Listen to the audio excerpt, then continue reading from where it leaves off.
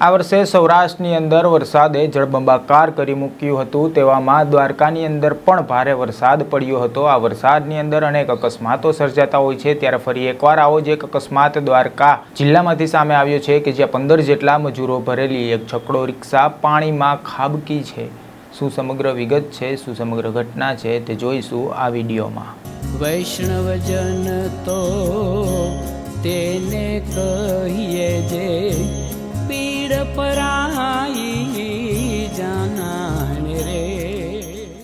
નમસ્કાર, હું છું કલ્પેશ ચાવડા। નવજીવન ન્યૂઝમાં આપનું સ્વાગત છે। ગુજરાતની અંદર આ વર્ષે સૌરાષ્ટ્રમાં ખૂબ જ મોટા પ્રમાણમાં વરસાદ પડ્યો હતો, ત્યારે દ્વારકા જિલ્લામાં પણ જળબંબાકાર થયો હતો। આ સ્થિતિમાં અનેક અકસ્માતો સર્જાતા હોય છે, ત્યારે દ્વારકાની અંદર પણ આવો જ એક અકસ્માત સામે આવ્યો છે। દ્વારકાના રાવલ ગામે, જ્યાં દર વર્ષે આ ગામ વરસાદ પડવાને લીધે સંપર્ક વિહોણું બનતું હોય છે। બધી જગ્યાએથી પાણી ભરાઈ જતાં આ ગામમાં જવું અને ત્યાંથી નીકળવું ખૂબ જ મુશ્કેલી ભર્યું થતું હોય છે। ત્યારે આ ગામની અંદર 15 જેટલા મજૂરો ભરીને એક છકડો રિક્ષા જતી હતી, ત્યારે પાણીના ભારે ભરાવને કારણે આ છકડો રિક્ષા ચાલકે સ્ટેરિંગ પરથી કાબુ ગુમાવ્યો હતો અને એક પાણીના તળાવની અંદર આ રિક્ષા પલટી મારી ગઈ હતી। ત્યારે 15 જેટલા મજૂરોનો તો ચમત્કારિક રીતે બચાવ કરવામાં આવ્યો છે, પરંતુ આ રિક્ષા સંપૂર્ણ રીતે ભાંગી પડી હતી। આ બધા જ મજૂરોને નજીકની સિવિલ હોસ્પિટલની અંદર ખસેડવામાં આવ્યા છે અને આગળની કાર્યવાહી તથા સારવાર હાથ ધરવામાં આવી છે।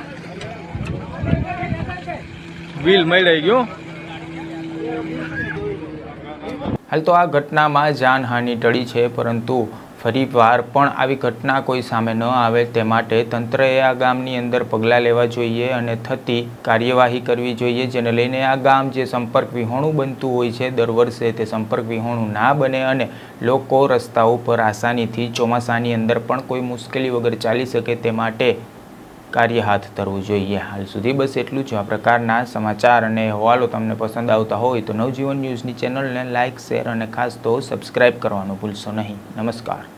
વૈષ્ણવજન તો તેને કહીએ જે પીડ પર